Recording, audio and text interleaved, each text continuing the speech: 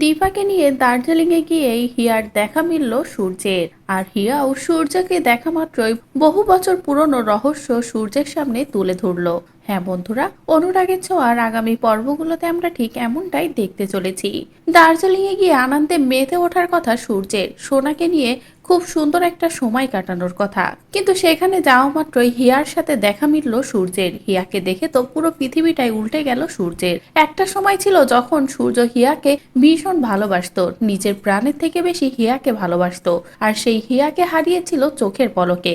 আজও সূর্য এটাই ভাবে হিয়া মারা গিয়েছে, কিন্তু হিয়া যে বেঁচে আছে সেটা বুঝতে পারেনি সূর্য কখনোই। তবে আজ যখন সূর্য হিয়ার দেখা পেল, তখনই সূর্য প্রথম দেখাতেই একটাই প্রশ্ন করলো, তুই বেঁচে আছিস? আর কিভাবেই বা এই সবটা সম্ভব? কেনই বা আমার জীবনে ফিরলি না? কেনই বা আমার সাথে যোগাযোগ করলি না? যে কথা জিজ্ঞাসা করলে হিয়া সূর্যকে শান্ত হতে বলে আর বলে সবটাই বলবো, কিন্তু তার আগে তোকে আমি আরেকটা মানুষের সাথে দেখা করাতে চাই বলেই মামাকে হাজির করে হিয়া। মামাকে দেখে তো আরো বেশি চমকে যায় সূর্য।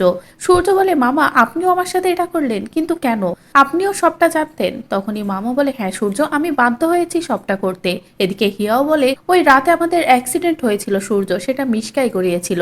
ওই রাতে মামাই আমাকে মিশকার ফাঁদ থেকে বাঁচিয়ে এখানে নিয়ে এসেছিল, কারণ আমি ওখানে থাকলে মিশকা আমাকে মেরে ফেলতো। যেটা শুনে সূর্য বলে, কি জন্য মিশকা এমনটা করবে? কেনই করবে? তখনই মামা বলে, কারণ মিশকা তোমাকে ভালোবাসে, তোমাকে পাওয়ার জন্য ও সবটাই করতে পারে। আর ও যদি এটা জানতো যে আমি তোমাকে সত্য জানিয়েছি বা হিয়াকে বাঁচিয়েছি, তাহলে ও আমাকেও মেরে ফেলতো। কারণ ও তো একটা সাইকো, ও কখন কি করে নিজেও জানে না।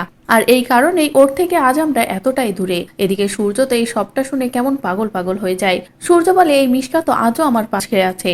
অন্যদিকে মামা বলে, আমি জানি, সবটাই জানি। আজ তোমার আর দীপার মাঝে যে দূরত্ব তৈরি হয়েছে সেটাও মিশকাই করেছে।